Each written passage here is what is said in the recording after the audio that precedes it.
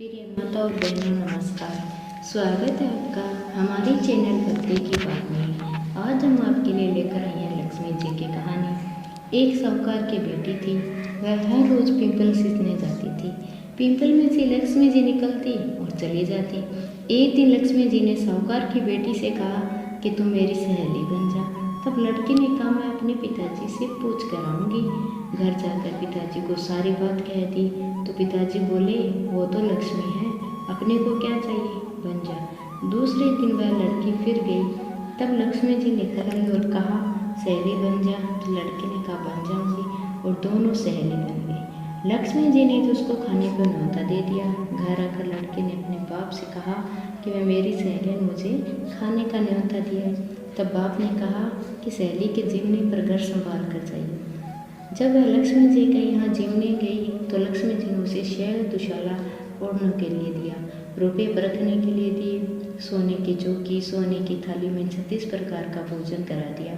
Gym कर जब वह घर आने लगी तो लक्ष्मी जी ने पल्ला पकड़ कर लिया और पल्ला पकड़ लिया और कहा कि मैं तेरे घर जीवने आऊँगी।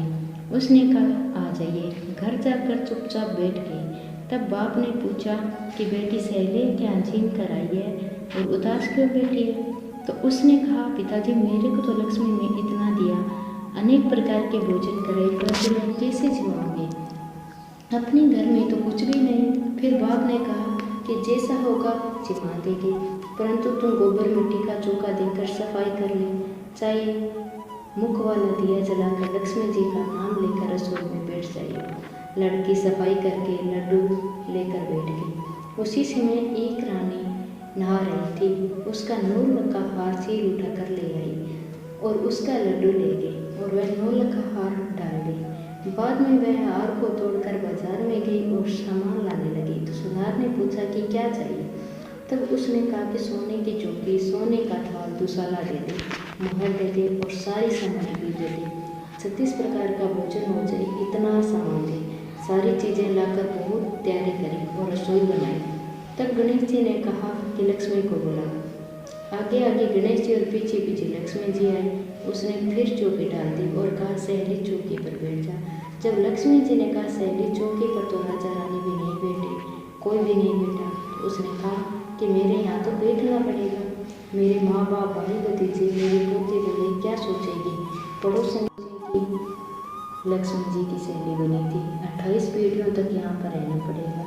फिर लक्ष्मी जी चौकी पर बैठ गई। तब उसने बहुत खातिर की, जैसे लक्ष्मी जी ने की वैसे उसने की। लक्ष्मी जी उस पर खुश हो गई और घर में खूब रुपयादार लक्ष्मी हो गई।